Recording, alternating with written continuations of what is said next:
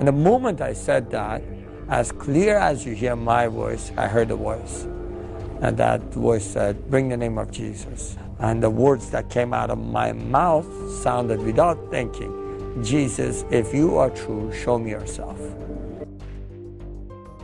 My name is Ahmed, and for as long as I can remember, my life has been built on the foundations of Islam. I was born into a devoted family where faith wasn't just a practice, it was the very essence of our existence.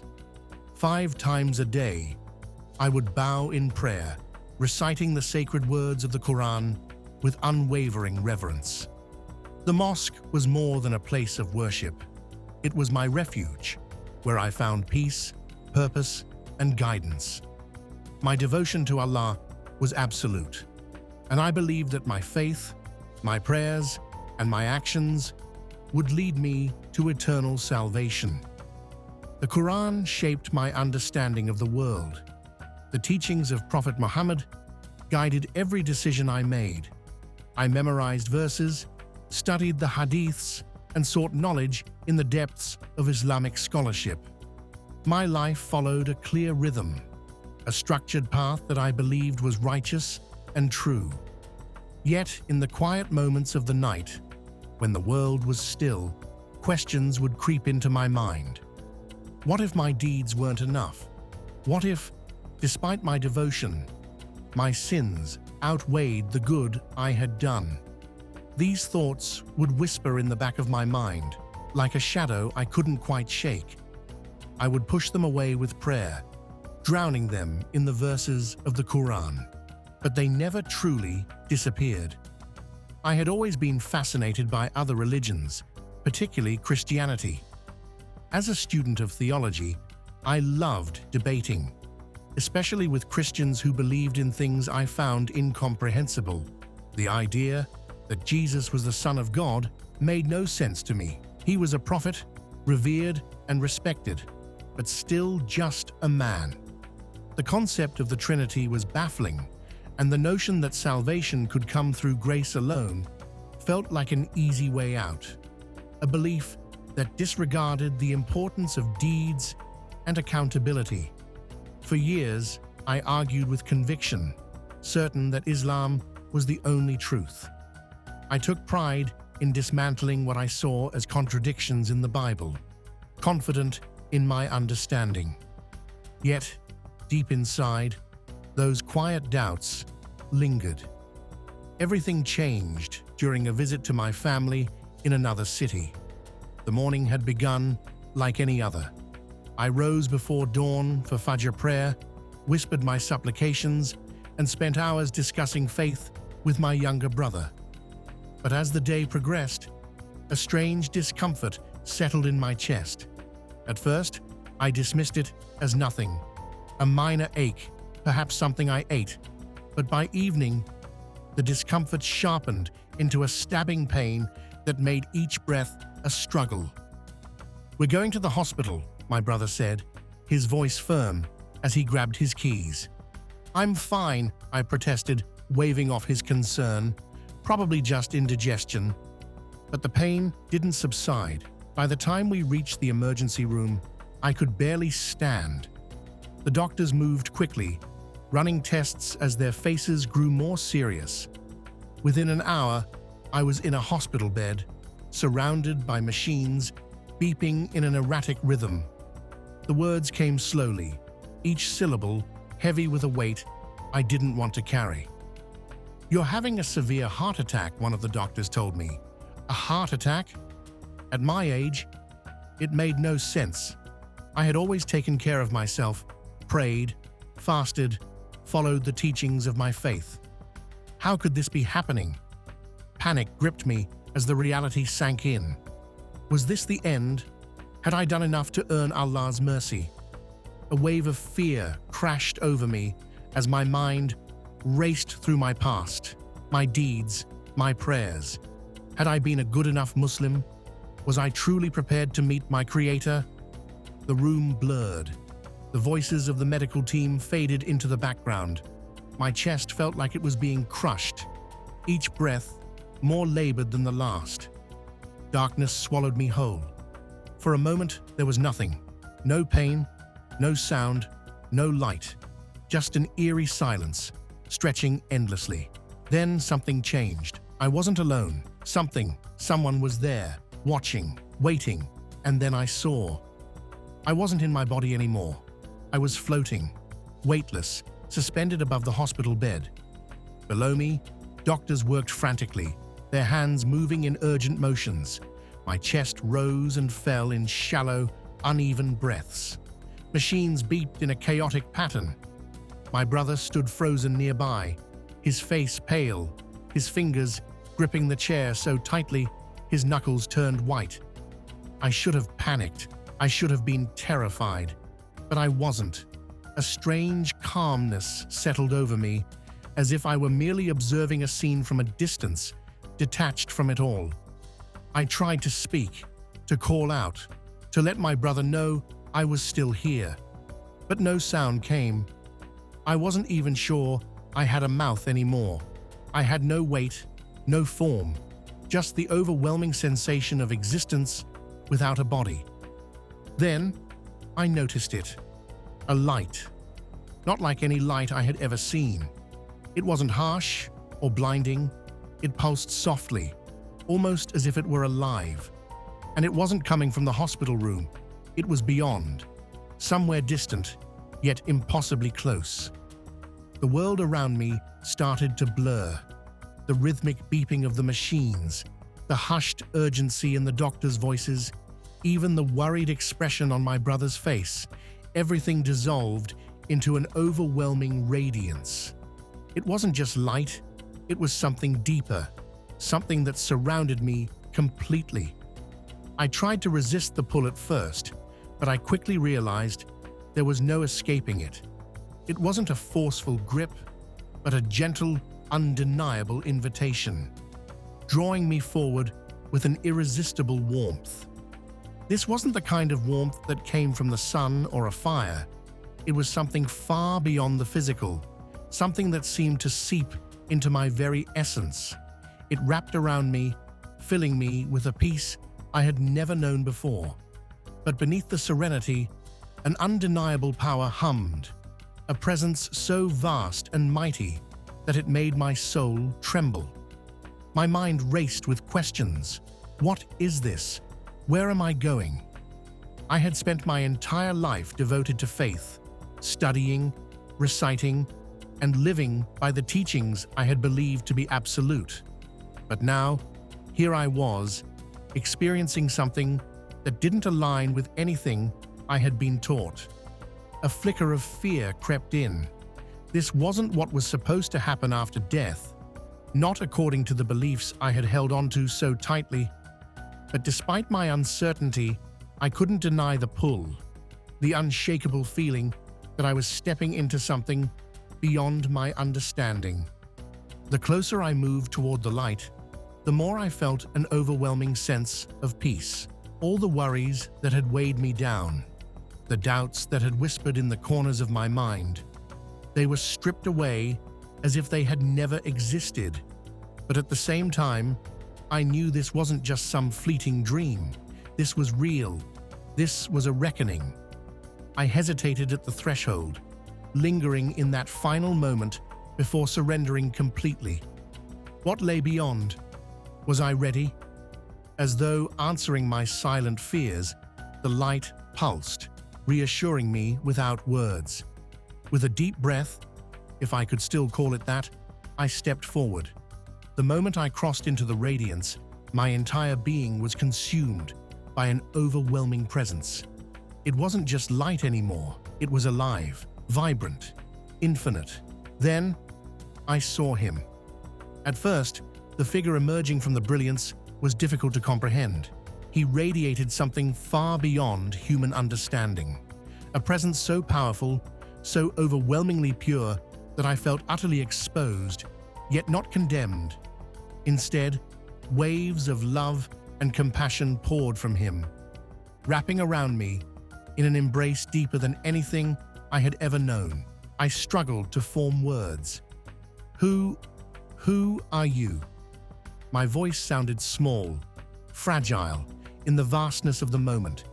He stepped closer, and when his gaze met mine, it felt as if he saw everything, every thought, every fear, every moment of doubt that had ever crossed my heart. But there was no judgment in his eyes, only understanding, only love. "I am Jesus." The name struck me like a bolt of lightning. Jesus. My mind reeled. I had always acknowledged Jesus as a prophet, a great man, but nothing more. The idea that he could be standing here before me, real and radiant with divine authority, clashed with everything I had believed. My faith had taught me to reject this very possibility. And yet, in this moment, in this presence, denial felt impossible. "This can't be," I whispered, my voice barely more than a breath. "You're just a prophet. How is this possible?" His expression remained patient, unwavering in kindness. "You have many questions, Ahmed," he said gently, "and I am here to help you find the answers." Before I could respond, the space around us shifted. Suddenly, I wasn't just standing in the light. I was seeing. Scenes unfolded before me, moving and alive as if I had been transported through time. I watched as Jesus walked among the people, healing the sick with a touch, restoring sight to the blind, even raising the dead. I had read these stories before, accepted them as truth, but now, witnessing them firsthand, they carried a weight I could no longer ignore. Then the visions changed. I saw moments that weren't in the Quran, scenes from the Bible that I had always dismissed. The Last Supper, Jesus surrounded by his disciples, speaking words filled with unfathomable love and sorrow.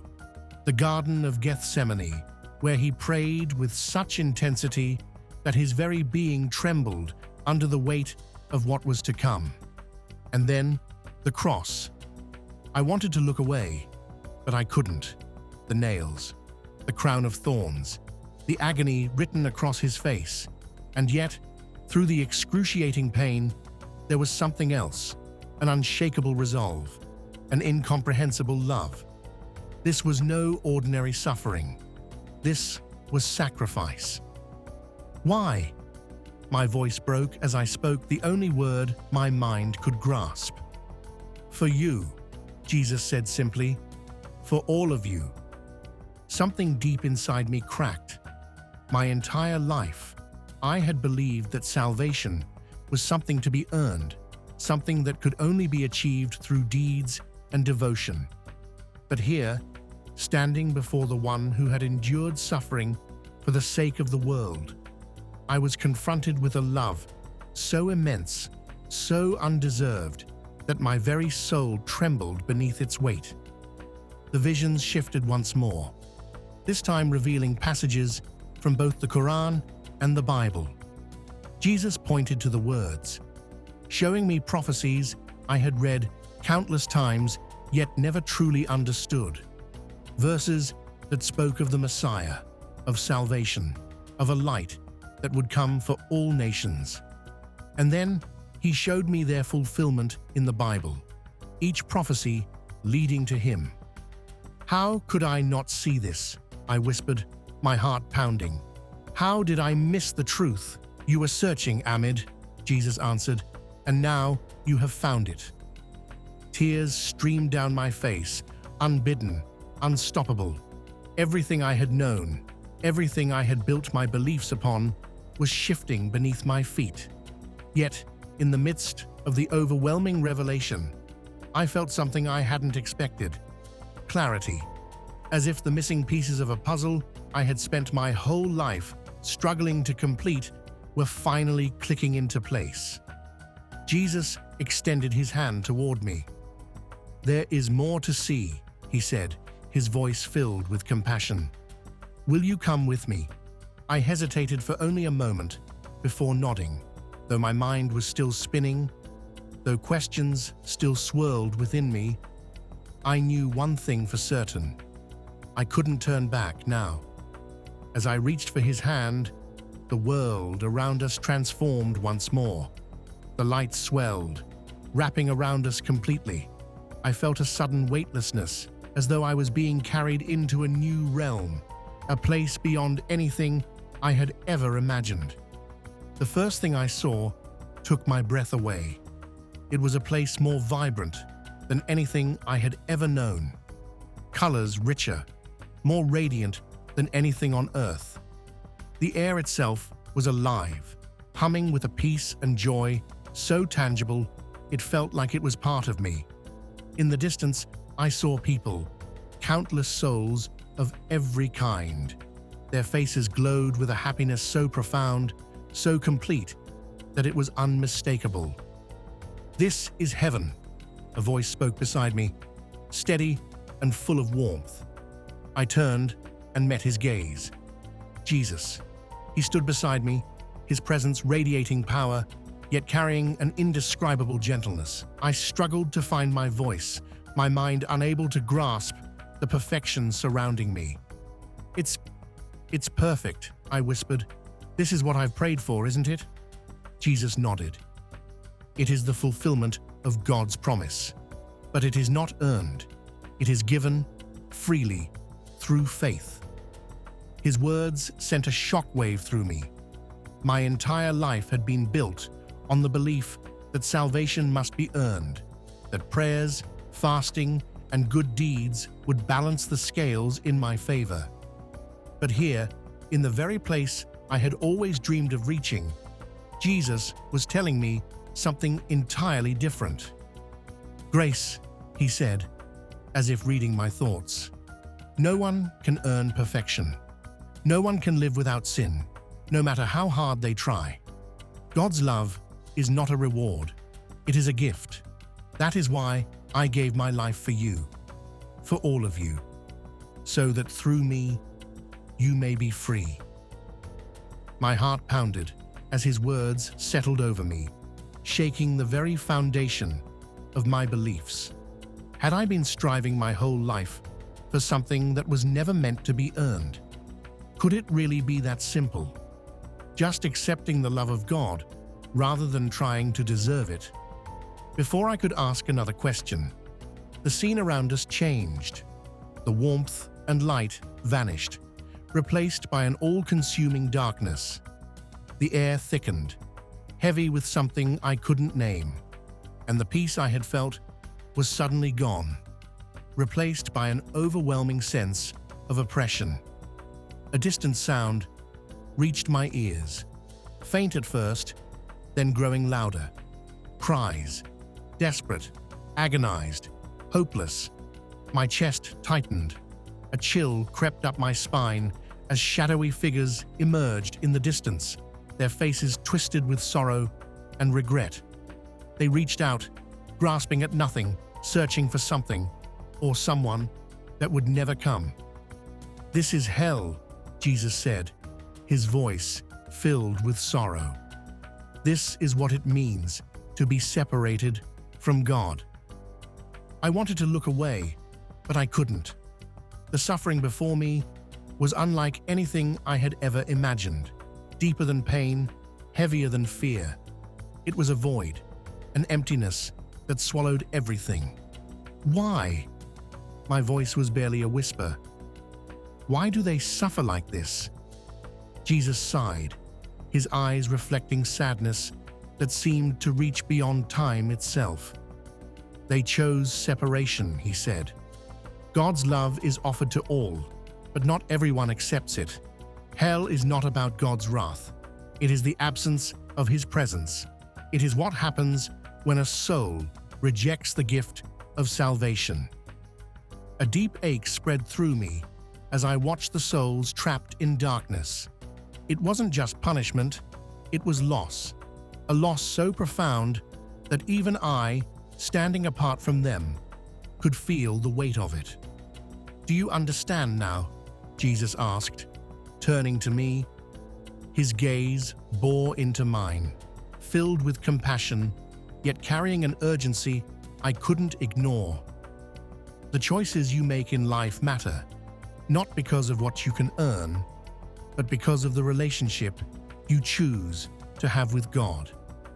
Tears blurred my vision as the truth sank in. My whole life, I had believed that faith was a constant effort, a lifelong battle to prove my worthiness. But here, in the presence of Jesus, I saw the truth. God had already made the way. The question wasn't whether I could be good enough. It was whether I was willing to accept what had already been done for me. Jesus took a step closer, his voice softer now, but firm. "Ahmed," he said, "will you accept my gift? Will you trust me to lead you to the Father?" I hesitated, not because I doubted him, but because of the enormity of what this meant. Everything I had ever believed, everything I had been taught, it all led me here, to this moment. And deep down, I already knew my answer.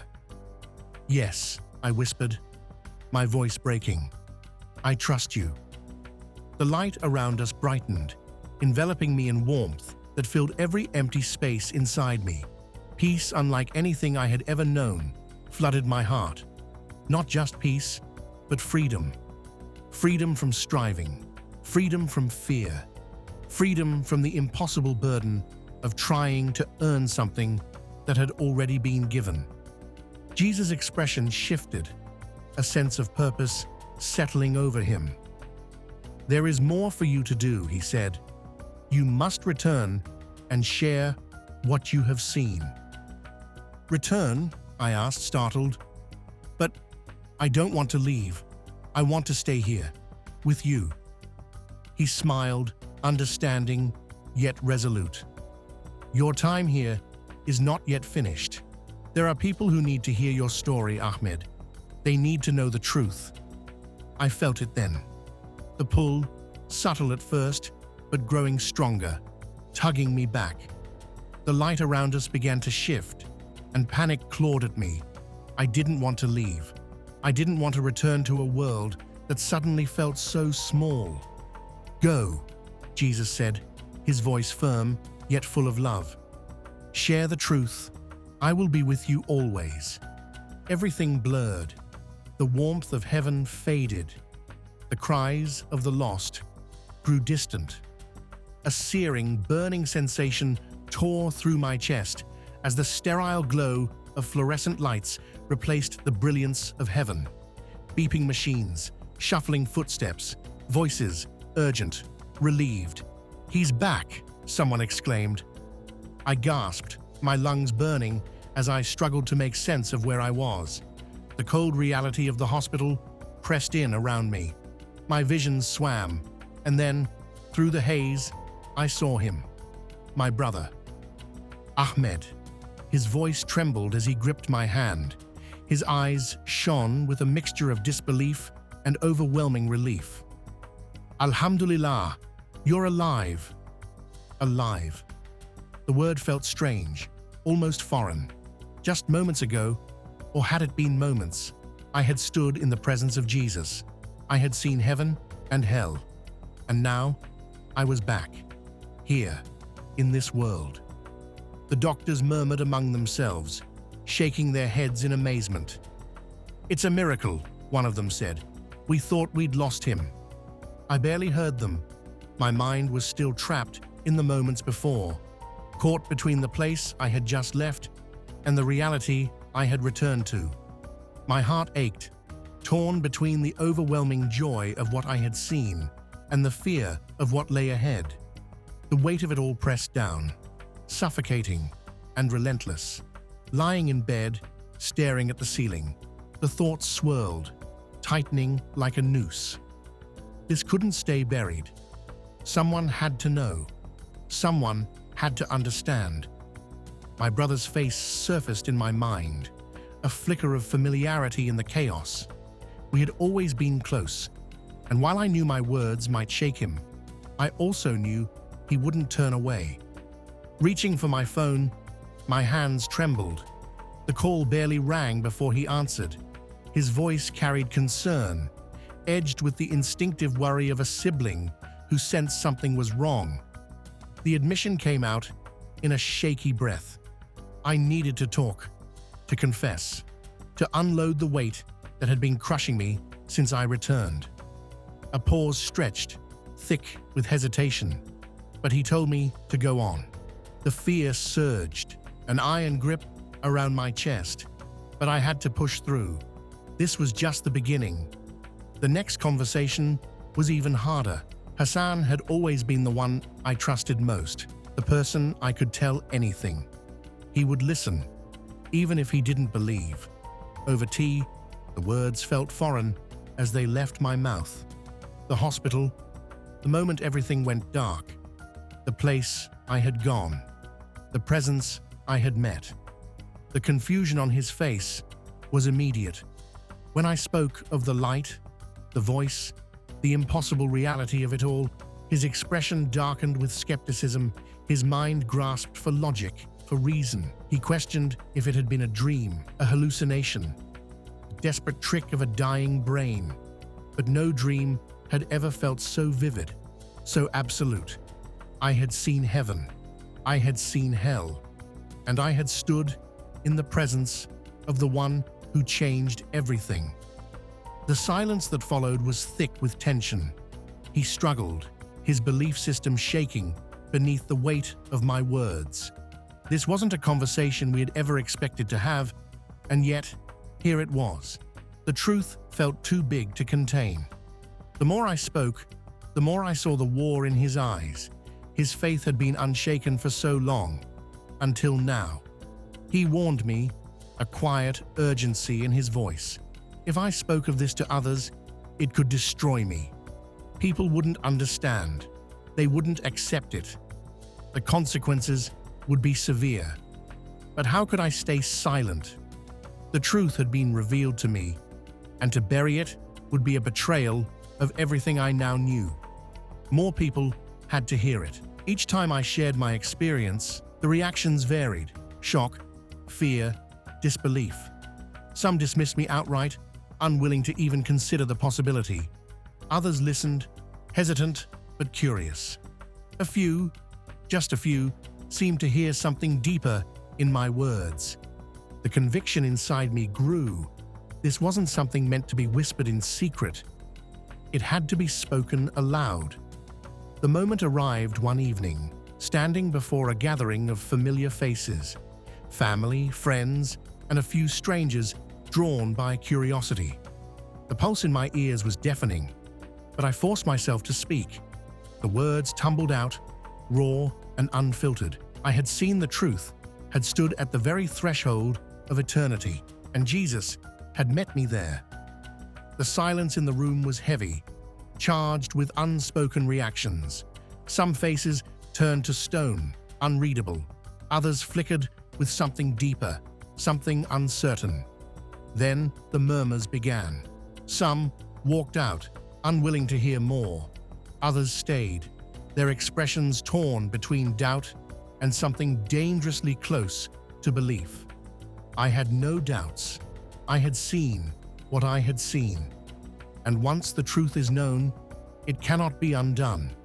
The deeper I went, the harder it became.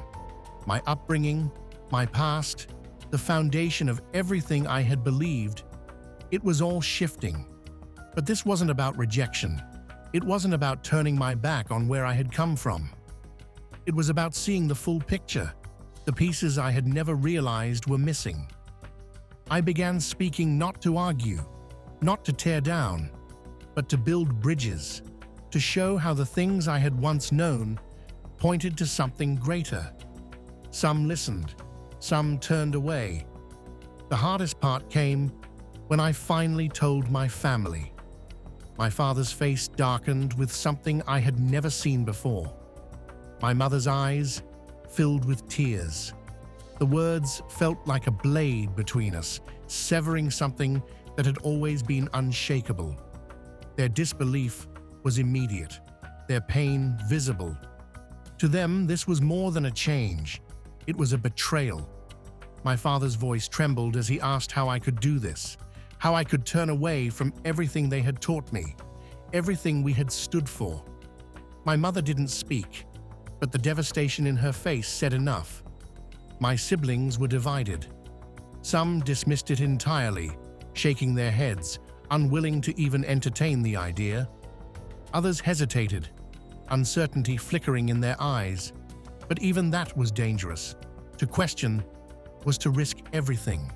The weight of their rejection settled in my chest like a stone, but I couldn't turn back, alone, yet not truly alone.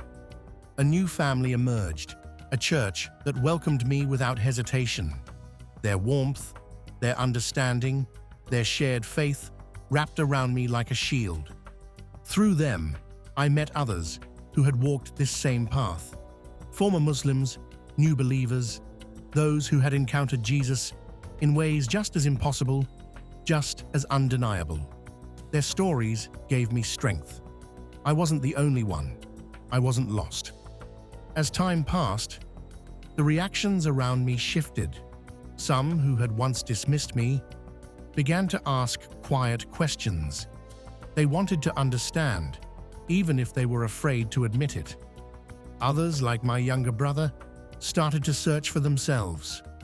His words late one night shattered the walls I had braced myself against. He wasn't sure yet, but he wanted to know more. That was all I had ever hoped for, that those I loved would seek, that they would ask, that they would dare to find the truth for themselves. The mission became clear. It was about something bigger, something beyond any single person. It wasn't easy. The price of truth is often high. But even in the hardest moments, even in the face of rejection, I knew one thing with absolute certainty. I wasn't alone. I had never been alone. And no matter what lay ahead, I never would be. Share your thoughts with us in the comments section.